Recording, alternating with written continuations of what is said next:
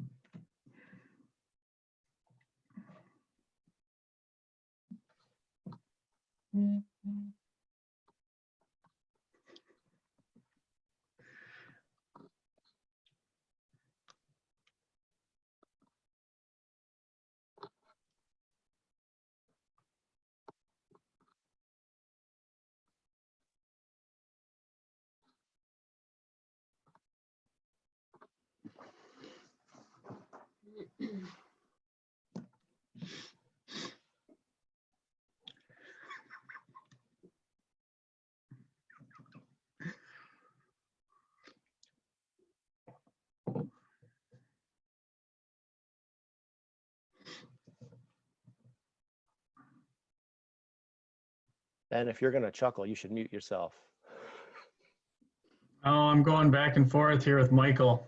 Oh, okay. All right. I see.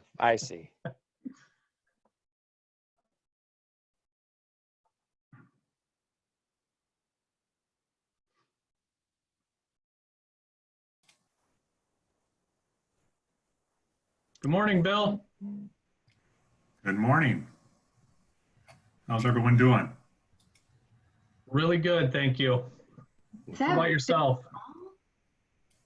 What? Shell train in place.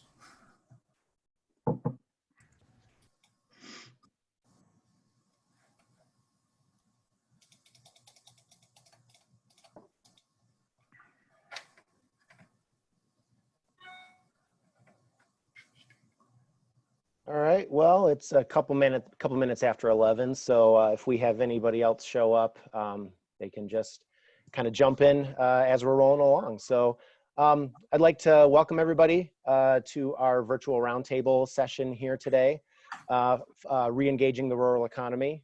This is a series we're doing as the rural team under the right place. And as you know, today's focus is on the manufacturing sector, with a discussion on best practices as we ramp back up our businesses. I recognize a few of you from the conversation yesterday. We had a great first session yesterday focused on HR and talent. And I think we've got our couple technical glitches hopefully ironed out that we had yesterday. And like Kathy Jo said earlier, hopefully the internet and Zoom gods are smiling down on us right now to have this go smoothly today. My name's Travis Alden, Director of Business Development at The Right Place and the lead for our rural team there.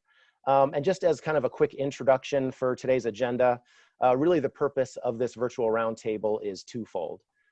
We really realize the value in connecting you with your peers in the industry, not just locally in your communities, but regionally as well. We all work in rural areas of West Michigan and certainly have many things in common. So really, the underlying theme of today is to, let's learn from each other so we can all be as prosperous as possible as we re-engage with our economy. The intent for this session today is to be as interactive as possible, not really a sit and get type of webinar. So the more we can all share ideas and what we're doing to be successful, the more valuable this time will be for everybody. And secondly, today's discussion will assist our rural economic development team at The Right Place in identifying current industry and business challenges in response to COVID-19, direct our work, and to provide resources based on the challenges that we all talk about today. So with that, focus on manufacturing today. So we really value collaboration at The Right Place, and especially for our rural efforts. So you may know already that the state of Michigan is divided into 10 different prosperity regions. The West Michigan region there, Region 4, encompasses 13 counties, including 6 that the Right Place serves directly. And with that, I'd like to take this opportunity to introduce our rural team at the Right Place and our special guest co-host for today. Kathy, Joe, Jody, and Julie, our small but mighty rural team. Would you guys introduce yourselves real quick? Well, you said my name first, so I'll go ahead. Kathy Jo Vanderlaan, I serve Montcalm County. Hi, Jody Nichols. I serve Oceana and Lake counties. And I'm Julie Burrell, and I serve Newaygo County. Awesome. And these 3 are fantastic resources and are working hard every day to help businesses in their communities and counties prosper. So don't hesitate to reach out to them if they can be of assistance in your counties. And that goes for me as well. I'm director of the rural team, but also the coordinator for business development in Ionia County. And then our special guest co-host today, Justine and Ben, you want to introduce yourselves real quick? Sure. Justine Burdett here. I am the Vice President of Technical Services at the Right Place and Regional Director of our Michigan Manufacturing Technology Center West Regional Office. Great to be with you guys today. And I am Ben Wood with Michigan Manufacturing Technology Center West. I handle 9 of the rural counties in our 14 county region, or 13 county region rather. All right, awesome. Thanks for being here today, guys. And I know that we also have some of our key partners here today as well, including folks from West Michigan Works, Michigan Works West Central, the MEDC, a couple of community colleges and Consumers Energy and more. I invite you all to feel free to chime in during the discussion part of today's session once we get to that point. So a couple of housekeeping rules. Please mute yourself during this session in order to limit background noise. I do have the mute all feature that I'll use if I need to. If you're unfamiliar with Zoom, you can move and adjust how the little videos of everybody are displayed and where they are on the screen. For this session, you might want to switch to speaker view, so it just shows one, takes up less of the screen, and that way you'll always see who's talking at any given time. We had about 60 attendees registered for this session today. In terms of asking questions, if I could ask you to please use the chat feature, depending on where it is on your screen, it's either at the top or the bottom. And you can either do questions directly to me, and then I'll kind of moderate the Q&A. But if there's something that you want to kind of pose to the whole group, or as kind of an FYI, we had some folks doing that yesterday, you can put it out there to everyone and they can all see that information on there. If at any time you need to exit the meeting, feel free to do so. We will be following up with all of you with an email afterwards to solicit a little bit of feedback from you guys. And then, as I mentioned, we are recording this and we'll include a link to that to where you can come back and look at it after that. We're going to do the best to keep this roundtable to about an hour. However, if the discussion's still really going well and that sort of thing at the end, once I officially close it, we can continue for a little bit longer if there's still questions that folks are talking about. And when we get to Q&A, when I call on you with a question, please briefly introduce yourself with your name, business, and location, and make sure to unmute yourself. I know that's sometimes hard to remember, but unmute yourself individually when it's time for you to talk. So now getting into the meat of it, as we all know, the manufacturing sector is really the cornerstone, really the heartbeat of our economy in West Michigan. Often they are the largest employers in our small communities, and it's essential that we focus on keeping manufacturing as healthy as possible during good times and bad. We also know that you haven't been immune to the impacts of COVID-19, from health and safety of employees and essential business designation, to supply chain disruptions and layoffs. The challenges have certainly been astronomical. And now at this point, I'm going to shut up and let our special guests share their perspectives into this issue and facilitate some discussion on what could be done to make the best out of the situation and position our manufacturers to be as successful as possible. So I just stopped sharing my screen, and Justine, you're up. All right, let's see if I can get my technical expertise hat on here. There we go. All right, so I think you all should be seeing my presentation here. Let's see if it'll actually go into presentation mode, make it a little bit bigger for you guys. There we go. I think that that's working. So thank you so much, Travis, for inviting Ben and I to this. We are so excited to be here. Ben and I have had a great time, putting our heads together and hopefully getting some good information for everyone on today's call. So there's us again. Thank you, Travis, for the intro. I've been with this team for about 5 years now. Ben, likewise, I think you were hired, what, right before, right after me? Right Seems after like you. a million years ago. Yeah, right after you. Yeah.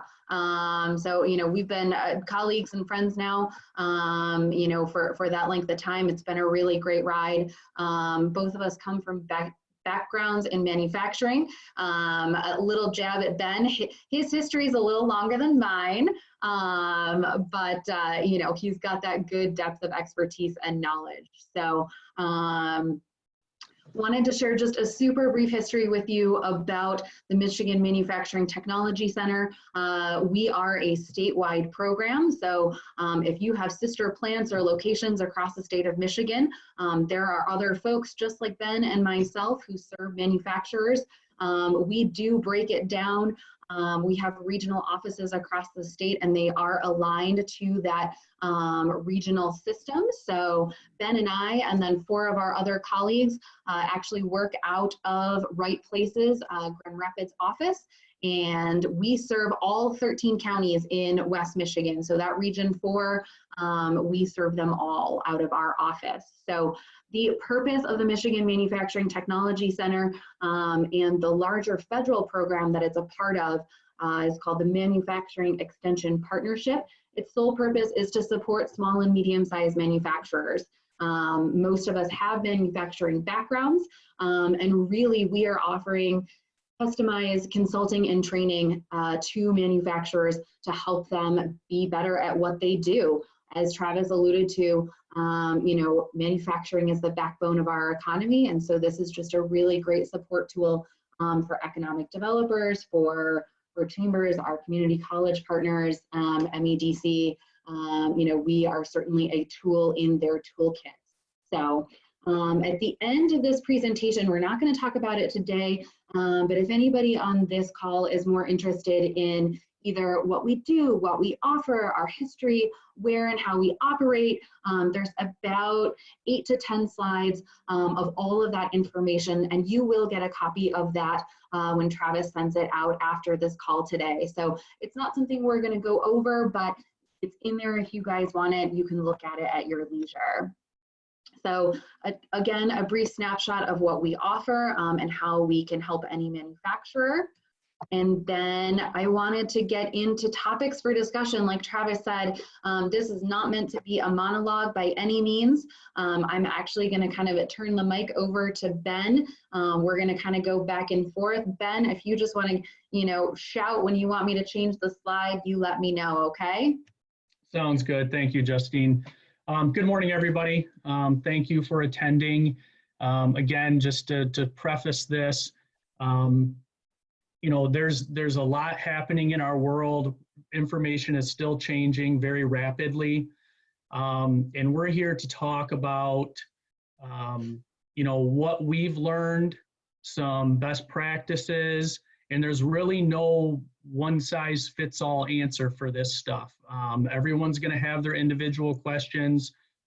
Between our team here, we will do our best to answer those questions or connect you to the appropriate resource to get an answer. So that being said, COVID, as Travis mentioned, has really thrown a wrench in things and how we do things. And the big question now that things are starting to reopen is how do we do this? What do we need? Who can be where? Who can do what? So on and so forth. So if you can go back one slide, there you go.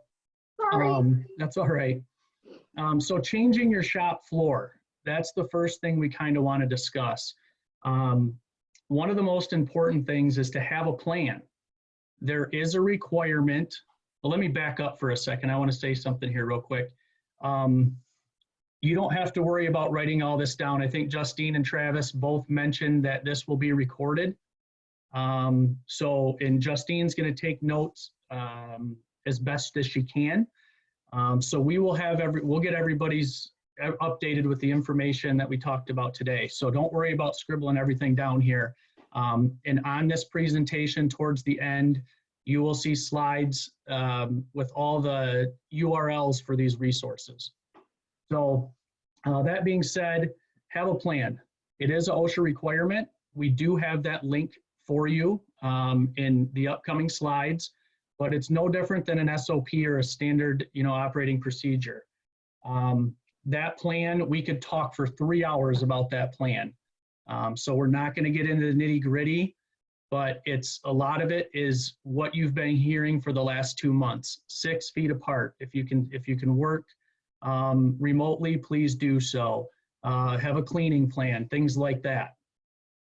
Limit the number of people on each shift. This is something that I have been questioned on many of times.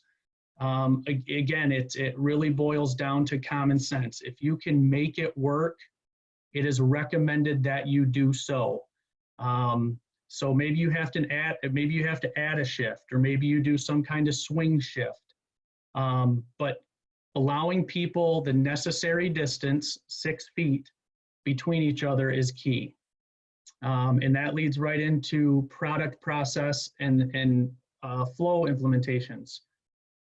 Can you look at your processes and the way you move material and products through your facility and keep that space? If you can, it is recommended that you do so, especially in small areas. Ways to do this: conveyor systems. I've heard of, I haven't seen yet because I haven't been in any facilities, but there's actually people that have, wagons, and they'll put something in a wagon and push it over to the next person just to keep that distance. So they're coming up with creative ideas and ways to keep that social distancing. Cleaning procedures, as I mentioned before, that is another big topic. How do you clean? When do you clean? What do you clean? Where do you clean? The frequency. These are all things that, again, we have the URL, we have the OSHA recommendations and CDC recommendations for that. So that link will come up here in a little bit. But these are all things that need to be considered. The way I look at this is, OSHA is a great organization. They're there to keep people safe. They want you to be safe as well as your employees. So, they're not out there to cause a stir.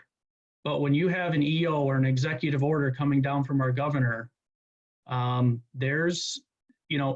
have to follow the rules just like we do. So to take these things lightly, I wouldn't recommend that. I think it's in everybody's best interest to stay safe, listen to the executive order and what's in it. And there is a copy of that executive order. We have the URL for that as well coming up. So, and again, I had talked about allowing, remote workers for as long as possible. We're all getting used to it, working out the bugs, but at the end of the day, I think it's kind of pretty cool. So that's it for this slide. Travis, is there any questions that popped up relative to this? Not yet specific for content yet. Nope. Okay, perfect. You can go ahead and go to the next slide, Justine. Right. So PPE for employees. Enforcing the recommended PPE for the appropriate risk level. There was a conversation we had yesterday about this. Some of you were on that call. Getting people to do things that are out of the ordinary, or especially wear things that they're not used to wearing, is a hard thing to do. At the end of the day, it is an executive order. It's a safety issue, and it's something that you as an employer, you can require that. So don't be scared to, talk to your employees about this and, enforce those rules. Every situation's different. Like I said, there's not a one size fits all answer for anything. relative to this, but there will be people that will question this. And I think it's very important, and I'll touch on this later, but communicate. Tell your employees why you're doing what you're doing. And it's not only to keep them safe, but the people around them safe. There's very simple examples. If everyone here had the flu and we forced you to come to work, would you want to come? No. Well, that's a safety issue, just like this is. So the PPE, as we all know, is spread very thinly across our country. We can't keep up with the demand. So consider buying in bulk or splitting, getting with your neighbors or people within your industry and talking to them about, how can we get this? Where can we get it from? And can we get it together? You want to create a standard operating procedure for PPE, just like everything else. How do you appropriately wear it? Again, this goes back to the communication. As leaders in your organization, if you're telling people to wear masks and you don't even know how to wear a mask yourself, that could lead to some unwanted conversations. So we do have the guidelines for how to wear a mask, how to wear gloves, how to put them on, how to remove them safely. Again, there's a link for that on this PowerPoint presentation. So that's something you just want to take into consideration. And having the masks, gloves, face shields, hand sanitizing stations available for your employees. Again, there's a lot of people out there that struggle to get this stuff, but there is a link in a future slide here where we have a lot of manufacturers, and I can say a lot, in West Michigan that have retooled and started making PPE. And we can connect you with those organizations. So if you are struggling, that's something that we can touch on a little bit later. Ben, did you say you were going to bring up that resource later on? Yes, it'll be we put all the resources between two slides on here, so they're not just spread out. Gotcha. Okay. We did have somebody bring up, and I don't know if this is a good segue for it. We did have somebody bring up kind of their perspective on involving people into the COVID response team. Sure. Jay Kinahan, I'm probably not saying that right. Do you want to unmute and just kind of elaborate on that a little bit? Hi, yeah, John Kinahan. I'm with Hanson Logistics up in Oceana County. We've got a small shop, about 12 people at our location, but our company overall is about 250. And we had some difficulty trying to get people. We are logistics, third-party warehousing, so we've been active. We're considered critical to, or essential in keeping everything going. So we developed a policy, a COVID response team. We had material handlers, sanitation, and we meet regularly. And with that buy-in from everybody, and everybody part of developing that plan, where we found initially there was some resistance to what was the right way to do it, what was the wrong way to do it. When people had a voice about how they felt was the right way to do it, even if it wasn't the way we saw it, it was still a good way to do it, whether it was sanitation guidelines or people flow and moving things around through the building. That having that cross-section input really helped not have to fight anybody on putting those things forward. And I agree too with supervisors. If you're going to implement a policy, management, supervisors, that means when I go and I'm walking the floor, I'm the general manager, I've got to have my mask on. I've got to be following the exact same policies, making sure that I'm staying my distance no matter who I'm talking to or no matter what it is that I'm doing.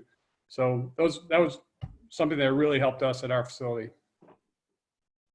I appreciate that input. This is what this is about. Speak up and let's hear what you guys are dealing with on an individual basis.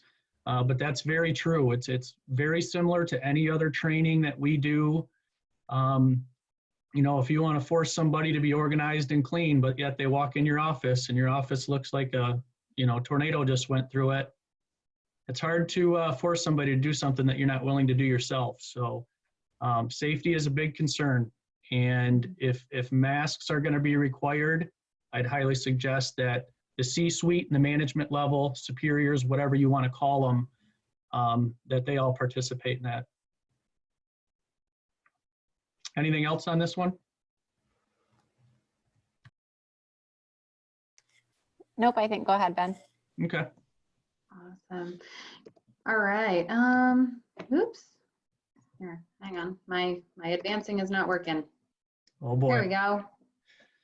Health screening. So I've had a lot of companies call me about this, and there's been a lot of questions about HIPAA and what you can and can't do and the things you can ask. Temperature checks, from what I understand, and please know I am not a lawyer. This is not advice, but this is what I've heard. Even yes, there were some of you on our call yesterday that heard the same thing. We have been told that taking temperature and doing health screenings, asking very basic questions between an employee and an employer is not a HIPAA violation. As long as that information does not get out, the information does have to be documented. How, when, and where, I'm not quite sure. So please check with your legal team when it comes to this. But there are companies that are doing scans, you know, just the forehead scan with the heat gun through a little piece of plexiglass that has a window in it. So there is the social distancing. And then from there, if they have a fever, they go to the right. If they don't, they go to the left, or however you want to set it up. So, but again, this is another way of keeping everybody safe, because we do know that people can carry this COVID virus and not know it and spread it to others. And understand the pros and the cons to doing that. So again, when it comes to this temperature check, it's got to be done in an isolated area. It can't be a bunch of people witnessing what's going on. And so know the pros and cons and talk to your legal team about that. Some of the other options, and I'd say rather than options, a better word is recommendations. Signage and admittance regulations. Put things on your front door, put things on your side doors, only allow certain people in, whatever that looks like. But make sure the signage is there and people know what's happening. Limiting contact is, again, a great way to minimize the risk. So the visitors, deliveries, a lot of people, you know, in logistical companies especially, you know, truck drivers will come in, they want to use the restroom, they might want to use the break room. Some of these things may need to change. Again, it depends on your situation, but those are things you need to consider when you're dealing with these types of situations. Letting people come in and enjoy lunch in your break room might not be the best idea right now. So again, that's something you can talk to your legal team about. Having a separate bathroom for them to use, who's cleaning that bathroom, how often, things like that. With this, there's going to be policy and cultural shifts. Address it, update it, and enforce it. You know, if you're going to put out something, put out a policy or a procedure, it needs to be supported and enforced. Otherwise, it's all for naught. Yeah, I would say one quick thing I wanted to add, Ben. I was actually on a call late yesterday with a couple of our manufacturers here in the Kent County area, all of whom had been deemed essential and who for the last 8 weeks have been open, working. They've had shifts going, and everyone had implemented a health screening, and most of them had implemented a temperature check as well. And, you know, really had things kind of down to a science. It was actually taking a lot less time than they anticipated. So if people are worried, you know, there was probably a 1 to 2 day delay where, you know, everybody on their staff just kind of had to get used to a different, you know, clocking in, kind of clocking out procedure. And that, you know, the backlash that management thought might be coming if they implemented some of these things was actually non-existent in most of their experiences, that their employees were actually grateful that they were taking these additional precautions.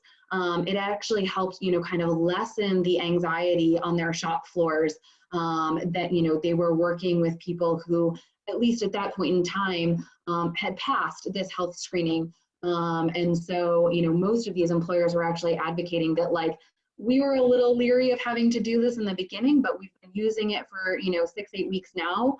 And then it's actually been working really, really well. So, it just, a little bit of feedback from folks who've been doing it, take it for what it's worth. Certainly, again, I would echo everything that Ben has said. Talk to your legal and HR teams. We are not experts in that area. So there is information out there that you guys can find about this specifically. So, Hey, Justine, a question just came up. Sarah, do you want to ask that?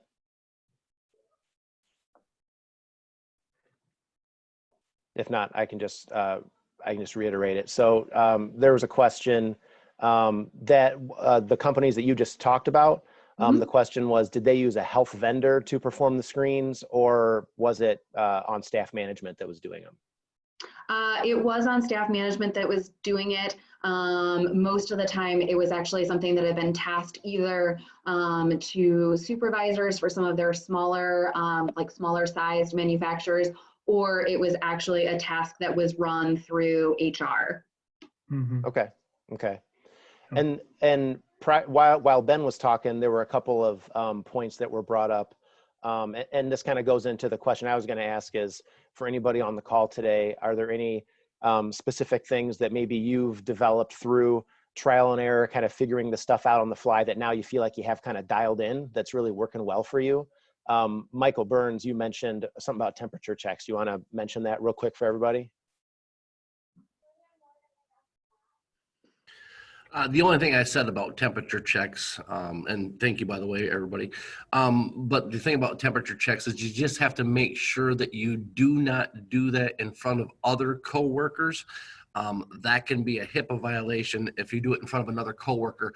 Also, it can set up a new pandemic, a new fear if all of a sudden you're going through a line and everybody knows that if you go to the left, you've got a fever and you have to go home, it kind of throws up a red flag. So as Ben was saying, policies and procedures and SOPs, writing that down and again, utilizing everybody here, what has worked for everybody else in their establishments. But I know that for fact that make sure that it's in an area that's kind of secluded, that nobody can see kind of what's going on. It's a little difficult, but it can be done. So as a follow-up to that, is that, you mind me asking kind of how you cracked that nut and kind of figured it out on your end? With what we do, I am in constant contact with state, local, and federal government, everywhere from OSHA to MyOSHA to FEMA to hospital staffs and HR, and so that's what I've gotten through the. It's what I've gotten through the grapevine, basically speaking. If you take somebody's temperature and, you take their temperature and you show it at a, 102 or 103 degree fever, whatever that may be, that is still privileged information that nobody else can know about. So that's where they're coming up with that. Gotcha. Yep. Yeah, and that's why it sounded, that was kind of the feeling I got from my previous call that I mentioned, is that's why a lot of these companies had been relying on their HR folks, just since they are so well indoctrinated into, kind of keeping certain information contained. And it sounded to me as if most of the companies, had gotten pretty creative about where they were letting people enter into their facility. It had a lot to do with how their facility was actually built. They finally found a good use for a blind corner, right? There was kind of a waiting queue area here, and then, you either had to turn or go down a different hallway, right? So it was really about just, thinking about and looking at your space and really getting creative, and just kind of documenting, where you wanted people to stand, and, kind of some people were kind of just using like shouting down a hallway, like, okay, next, so that you were keeping that privacy of your individual employees intact while you were going through that screening process. So people were getting pretty creative with that, particularly having people stand 6 feet apart, I think was also was helpful in this instance, in that people couldn't be so close anyway. So I would say, take a look at your physical layout. You may have to have people enter through a different door or those kinds of things, but it sounded as if people were looking at those things pretty creatively. Is there anybody here that's kind of figured out a really good system for them, that it's like, maybe there was like an aha moment, oh, we do it this way and now it works, way better, that they'd want to share? If not, that's just fine. I thought I'd open it up. Feel free to just unmute if you want to. I was just starting to type something that helped us. And that was, we did a mock drill. So what would we do if somebody called in and said, hey, I tested positive yesterday, and called in from home, and how would we proceed with that? And how would we work through their steps, all the contact points that they had going backwards the last day or 2 days if we can. Same thing with what would we have if somebody was at site and they said, I just got a call from my doctor that I've tested positive. So it's amazing how many things that a person touches throughout the course of their day. The coffee pot, doorknobs, of course, we assume that we're doing a good job with sanitizing everything. We had somebody dedicated to that 40 hours a week. But once we went through that drill, it was an eye-opener to all the things, broom handles, everything that they might have touched throughout the course of their day, lift truck controls and things like that. So it was pretty helpful to have that exercise. The other thing that we were talking about, we submit to our corporate office the hours that are related to COVID. So I don't know if we're covering that later, but we have, if I've got 40 hours of time for a person, but I only have 36 hours worth of work, I can keep them on site for the full 40, but then I report 4 hours of COVID pay that person wasn't able to work, but we paid them their full 40. So they got 4 hours of free pay, but we get reimbursed. And I don't know how it works because I'm not in the HR department. And it was related to COVID. Or if we have somebody that is strictly just COVID, so all they do is sanitation 40 hours a week, that is COVID related, and we get some form of reimbursement on that too. Again, I don't know exactly what the details are, but that's one of the things that we report in our payroll weekly. Travis, is that something that was discussed yesterday on how that works? Are you talking about the WorkShare program? Is that what we're talking about? Yeah, I think that's what John's referring to, is what is known as the WorkShare program, but I don't want to misinform. So I didn't know, I mean, being that we had the HR roundtable yesterday, that might be something we should look into a little bit, because I think that's what he's referring to, but I just don't remember it being discussed, and I don't know if I missed it or what. But maybe that's a question for some of our West Michigan Works or Michigan Works folks. Any of you want to jump in on that? Have any expertise on that at all? So I'm sorry, I missed, what is the exact question about WorkShare? So was it Jim or John you were talking John. about? Yeah. John. There's a if you've got somebody that doesn't have full 40 hours worth of work, but they're doing 35 or 36 or something like that, there's a COVID payment that goes towards the rest of it. I didn't know if they were talking about WorkShare or not. So in order for WorkShare, the employer needs to apply for the WorkShare program via the UIA website, and they need to be approved, and I believe that needs to happen before July 1st, and that'll secure the employees who are missing those wages for those hours. So if they're gonna work 30 hours a week, but they're usually 40 hours, they're still eligible for a percentage of their unemployment for those 10 hours, but then they're still eligible for the extra $600 a week throughout the COVID relief that goes to the end of July. Is that what you're referring to? But the employer is the one who needs to fill out the application and explain the reason for it. And then their employees will receive a notification in their MyWAM account that this has happened and they've got some questions that they'll need to answer. And then the employer will go into their MyWAM account and they'll actually begin certifying for their employees going forward every 2 weeks. That way they can ensure that, yes, this person's part of a Workshare program, they're being certified for, and they're certifying on their own individually. And there is a session tomorrow specifically on Workshare that Cindy Brown from The Right Place has shared that UIA is putting on. So I think we're sharing that info later. You could ask more specific questions. Yeah, Yes, we'll make sure we tomorrow put that, at or go ahead, 11. sorry. Nope, yep, that's correct, Kathy Jo. That is tomorrow at 11 a.m. And we'll make sure that info is in our follow-up email to everybody.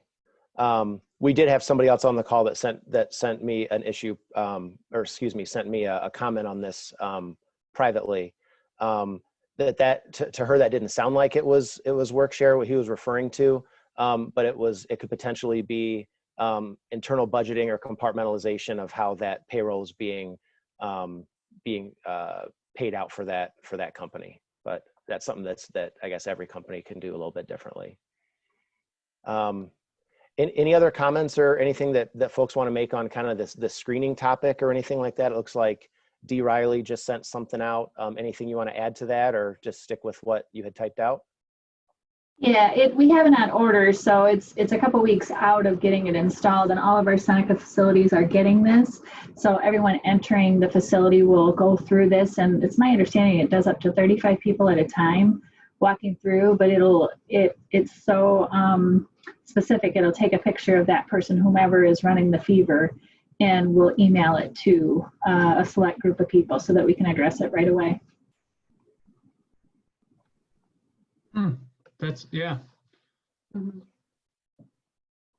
I guess one thing I'll add before, Ben, if you want to take the next slide, but there was some good kind of step-by-step stuff that was used as kind of a best practice example in our session yesterday from Quad, which is a company with a facility in Greenville, and relevant to our discussion today. So we did record the majority of that yesterday, and we'll make sure we include that as a link in our follow-up email to this as well, just as a reference point. Sure. And Dawn, if you could maybe share the name brand or the manufacturer of that, the scanner you just bought, maybe just type it into the chat. Okay, well, it's actually, the corporate office is purchasing all of them, but I know one was Sony. There was Sony and there was another brand, but I'm not sure what the other brand is, but yeah. Okay, just so people know, because there's a lot of them out there. So, but it's a starting point for people if it's something they're interested in. That'd be great if you could just throw that in there. All right, on to supply chain. This is one of my favorites right now. I'm sure it's everybody else's favorite too. So supply chain has been disrupted beyond belief, not only in the US, but throughout our world.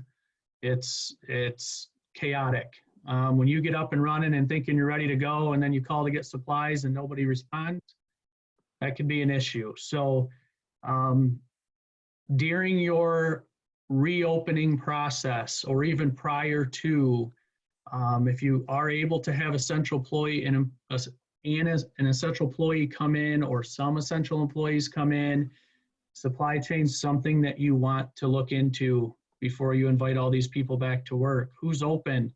What's their capability and capacity? How much inventory do they have? What are restrictions that they're facing right now? What's the lead time? All of those very basic questions. Something to definitely something you want to know before you get everybody back to work. Who needs similar materials? Again, we're going back a couple slides. Justine, you can stay on this one, but I'm going back a couple slides. Get with your neighbors, get with your, companies within your industry, and can you, get material together? Kind of get a twofer maybe, or something like that. And if somebody does have a lot of inventory on a product you need, are they willing to sell it? That's another avenue to look at.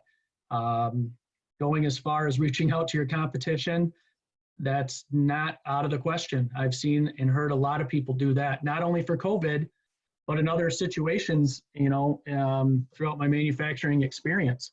And it's amazing how many people are willing to help.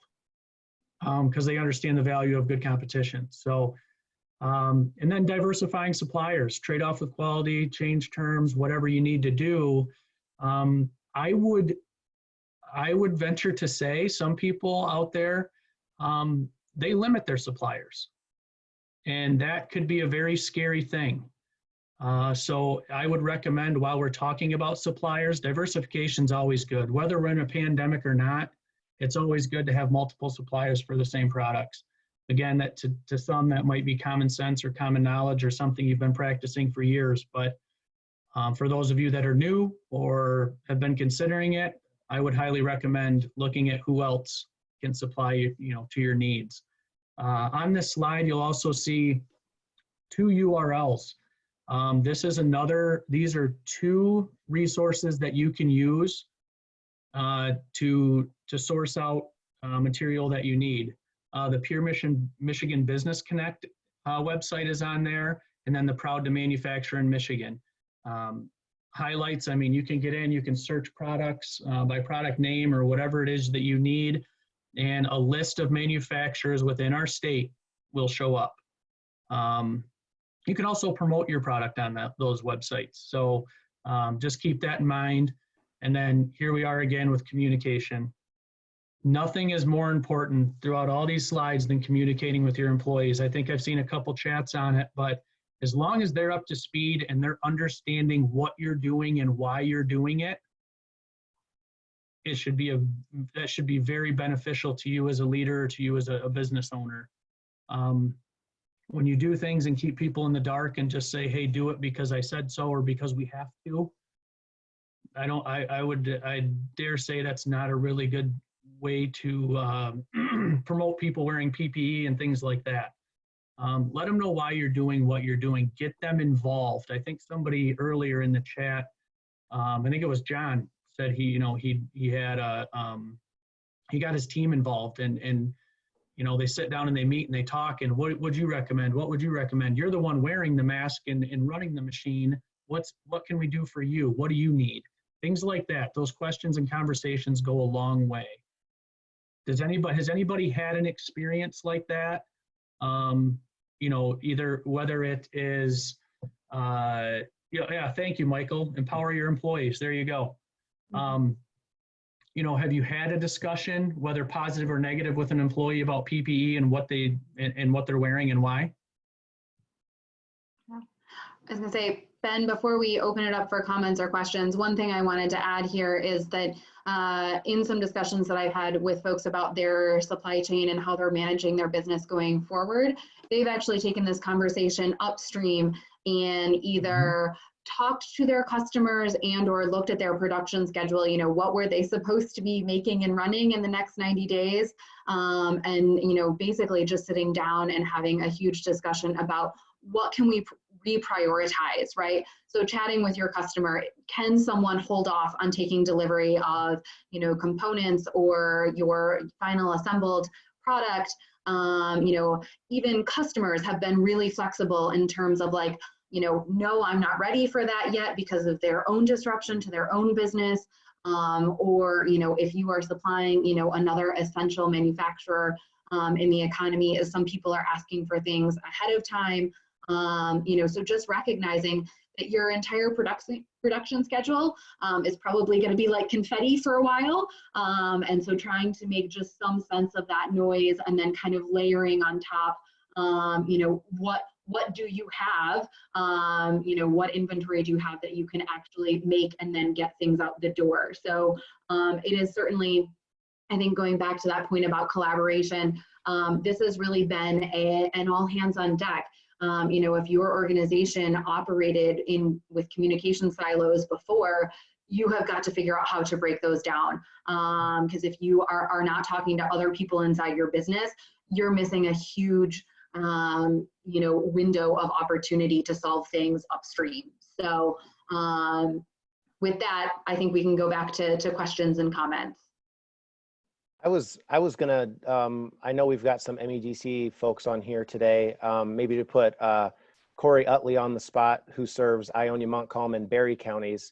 Corey, since we're talking about supply chain, any more info on PMBC you'd wanna you want to mention?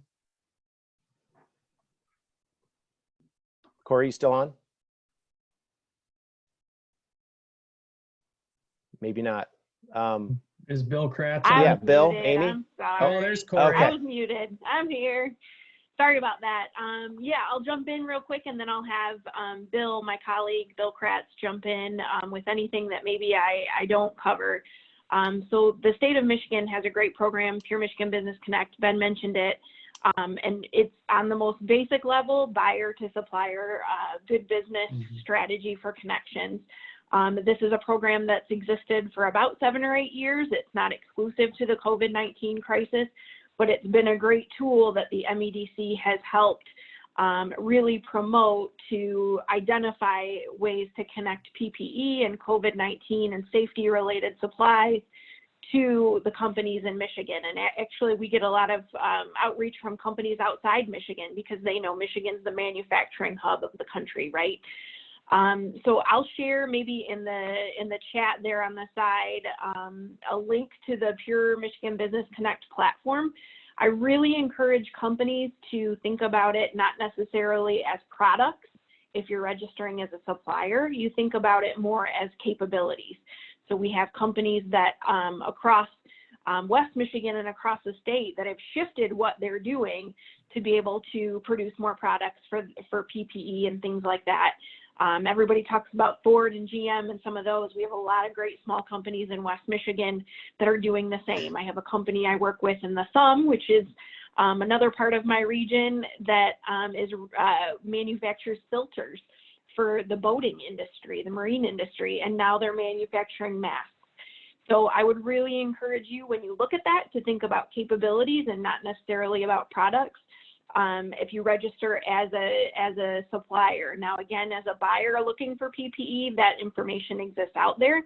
I know the Right Place is also putting together a list of medical and PPE related supplies.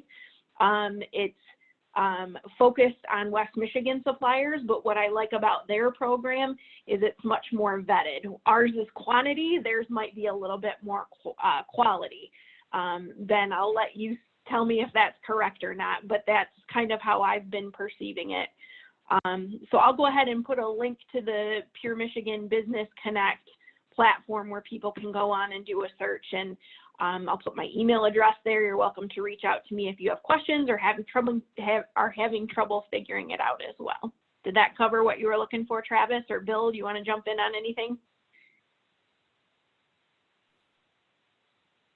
Good from my perspective. Yeah, I think that was a great summary and overview. You know, just the Pure Michigan Business Connect resource is a great resource for goods and or services. So it's not just widgets and products, it's also a resource for services. So I don't want to reiterate, Corey, you did a great job summarizing. This is Harmony Nolan with Consumers Energy, and I just wanted to say we were one of the founding members and partners with the MEDC on the Pure Michigan Business Connect program. And we have spots on our website, consumersenergy.com, where you can sign up to be a vendor. Through this crisis, we are looking at targeting small businesses and buying even more within this great state of Michigan. So that would be another option for manufacturer companies that haven't participated with us as a vendor before. We buy all kinds of things. And if I might, I just wanted to say, since this is a manufacturing roundtable, that if you as a business are having trouble paying your bills, your utility bills, please call our business center at 800-805-0490. And we have different payment plans that are available out there. We're really wanting to help businesses through this this COVID situation. We have small business survival kits on our website that can help people through different programs. We have some coaching to businesses, but the sooner you get us involved, the better. The other thing primarily for this audience is, money is an issue through this. And so we have programs that allow businesses to save money through energy waste reduction and demand response. And we would love to talk to you about those programs and ways that you can save money on your utility bills. And so calling us at that number again is so important. I can put that number in the notes as well. Yeah, Harmony, Harmony, or I was going to say, yeah, Harmony, go ahead and put that in Yeah. the side as a reference, or in the chat as a reference. That would be awesome. I just realized we're getting close to our hour window. So Ben, I want to make sure you've got time to get through your next couple of items there. Yeah, in Harmony, thank you. That's all great information. If you can put that in the chat, we appreciate it. And Sure. Bill and Corey, thank you as well for your inputs. So the last slide that's up for discussion here is just some other topics that Justine and I have dealt with or talked about with some of our clients is culture, communication, listening to employees, and leveraging technology when and where possible. So culture and communication are key. I think we can all agree with that. There's really, this is a great time for your employees to see who you are and what you're about. What kind of leader are you? What kind of culture do you want? Are you worried about the almighty buck, or are you worried about the safety? Those are things to think about, and just kind of reposition yourself, reset yourself. I know it's hard to do this sometimes, but if you take a moment in time like this, with this pandemic, instead of thinking about the pandemic, think about what you can do to better yourself. We all have a little bit of extra time. Our daily schedules have changed in one way or the other, but how can you better yourself? Excuse me. How can you better the culture, communicating with your employees, things like that, and listening to them? Listen to their concerns. One thing that I absolutely love to do is have some sort of suggestion box. I've seen this done multiple ways. I've seen a physical box out in a shop or in an office, or any facility for that matter, and random suggestions get put in there. I've also seen where there's a computer set up in an area, or 2 or 3 computers, and it's all comes from one email. It'll be like request from, at abccompany.com, but that request will get emailed to the HR person, or leadership or whatever that is, and they can email in suggestions of how to better things. So just some other things that we've come across. Justine, if you can go to the next slide. Yeah, I totally can. So this is actually the resource library. We won't spend a ton of time here. We've kind of mentioned some of these resources throughout our discussion today. A couple of things there. The top ones are some of our Right Place websites. If you're looking for a playbook, we have those. Our list of PPE suppliers. Corey, thank you so much for mentioning this. I will say we appreciate the shout out about quantity versus quality. I would say that the Michigan Manufacturing Technology Center has actually been vetting suppliers on your PMBC website. So both of them are of really great quality. So we have been doing some of that behind the scenes work. There is a West Michigan COVID website that a couple of organizations are running together. Lots of good things there about legal, HR, business continuity, stuff about the health of our region. It's all being collated in that section. For those of you who are thinking about how you're going to continue to make money, and what maybe some of your next opportunities are, something that the Center West rolled out was a toolkit. You can request to download that at our website. If you are looking for a fillable template, that preparedness pandemic response plan that's required by the governor's last executive order. There's one there by HR Collaborative that we have found to be really intuitive and user-friendly. The response plan, if you're looking for more of like an infographic one, that's just a couple of pages, we have a guide there. OSHA's got some great stuff about just general guidance, guidance on cleaning, their record keeping, and then CDC, all of their recommendations. They've got a short bit about taking on and off PPE. They've got good Q&A section. And then just a couple of things about managing remote employees. If you are doing it now and you've never done it before, here are some of our favorites. Certainly, this could be a very exhaustive list. We just put our favorites on here. So, like I mentioned before, thank you so much. Travis, I'll put you back in the driver's seat here in just a second. Again, you all are going to get emailed a copy of this presentation, so you have Ben and I's contact information. We'd love to hear from you if you've got questions you want to talk about offline. And then, as I mentioned before, there's some additional slides about all the things that the center has going on, just in case you are wondering. So with that, Travis, I'm actually going to stop sharing and turn it back over to you.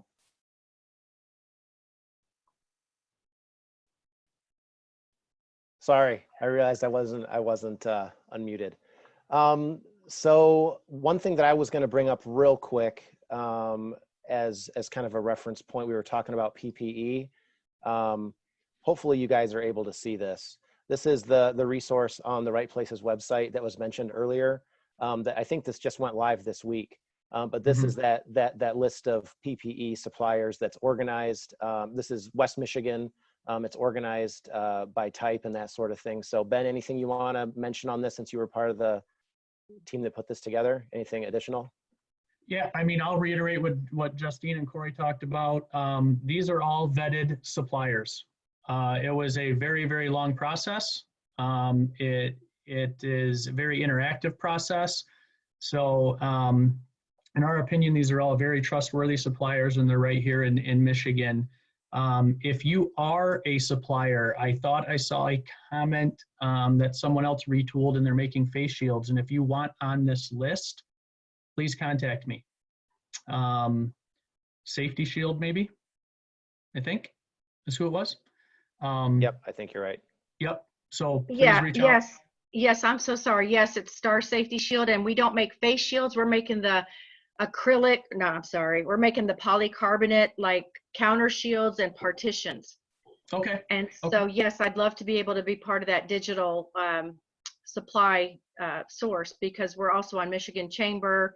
We've been vetted with the Small Business Association of Michigan and Traverse Connect. So we're on those as well. Thank you for that. Yeah, reach out to me and we'll get that taken care of. The last thing I want to add about that PPE supplier list, it's for your use. If you see a supplier on there that you want to contact them. You do not have to call me, you do not have to call Justine. They know they're on our website. We got approval from them. So call them direct and say, hey, this is what we're in need of. And you can take it from there. So please share that, use that, whatever you need to do with it. So thank you very much, guys. I know we're right about at quitting time. I'd be remiss if I didn't give our partners at West Michigan Works and Michigan Works West Central an opportunity real quick. Olivia, I know Jonathan's on the line. Anything you guys want to mention? I mean, you can't talk about manufacturing and not talk about talent and workforce, right? So anything you guys got coming up? So we do have our second virtual job fair that is happening in 2 weeks on May 20th and 21st. Registration for employers does end tomorrow at 5 o'clock. Information is on our website, or you can reach out to me and I'm happy to share it. It provides an opportunity for employers to go ahead and register, and then job seekers go ahead and they sign up for specific and they see they have an interest in them. And then you can have a nice 15-minute conversation with your potential employee and then work on your own interviewing and onboarding after this intake session. And we at Michigan Works West Central, we're also working to coordinate a virtual job fair that same week, the week of May 18th. So if any employers in our 6 counties, the northern half of Region 4 are interested, please contact myself or Mary Bennett, and we'll work with you to schedule that. Yeah, and if you guys wouldn't mind throwing just your contact info in the chat real quick, just so folks have that real handy, that'd be awesome. So any closing thoughts, Justine or Ben, from your perspective? No, just thank you so much, everyone, for the gift of your time. We certainly appreciate it. We hope that you found this of value. Like we stated earlier, you'll get a copy of the presentation, so we'd love to hear from you if you have additional questions. Ben? Same thing. You know, I know some of this may have been, for the lack of a better term, elementary to most of you or some of you, some of the ideas we shared, but please understand that we're not the company that can give this advice. I mean, there's some things the resource page is where you're going to want to look. So I would highly suggest everybody take a look at those resources on slides 9 and 10. And it does a deeper dive into things for you. So if you are struggling with anything, please, please, please reach out to us. We can connect you. We can help you. Michigan Works. You can call Jonathan, Olivia, the economic developers on here, Julie and Jody. We can all help you, and that's what we're here to do. Travis, Bill, Ori. I'm forgetting somebody, and I'm sorry. I'm just going to say that because I'm not going to keep naming names. KJ, there you are. But no, we are here to help, so please don't hesitate if there's anything we can do. And thank you for your time today. Yeah, thank you, everybody. And to echo what Ben said, all of us really do partner kind of in the economic workforce development realm. So there's really no wrong door. Reach out to any of us and we'll do everything we can to connect you with the right folks and with the right assistance. So I guess with that, in closing, I want to thank everybody for joining our virtual roundtable here today. You can grab our contact information. I was going to share my screen one last time. You can grab information about all of our resources and whatnot, our contact information on the Right Place website there down at the end, rightplace.org. And just as a quick heads up, we do have a few more of these virtual roundtables coming up tomorrow and then a big chunk of next week. So from local community leadership, retail, dining, service businesses, rural tourism, anybody that you know that kind of works in those spaces, feel free to pass them along the information. We'd love to have them participate in that and again, share ideas and kind of help everybody else be successful. So I mentioned earlier, we're going to be sending out a follow-up email to everybody who registered for this today. Quick feedback survey. It looks like our recording went through smoothly, so we'll give you a link to that as well as to the HR and talent one from yesterday, which we referred to a couple of times. So I guess in closing, reach out to us anytime. We're here to help. And yeah, have a great day. Be safe, wash your hands, and take care, everybody. Thanks, Travis. Thank you. I will stay on for a minute if anybody does want to ask any questions or anything. Sounds good. Thanks, everybody. So Ben, I won't close the meeting then officially if anybody's we'll just gonna hang out. Nobody's got any questions. We're good. We can all hang out. Dan Mitchell, you're still on.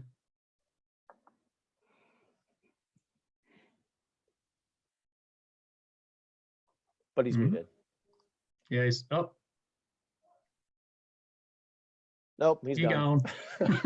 He's like, I'm done with you guys. I'm out. All right.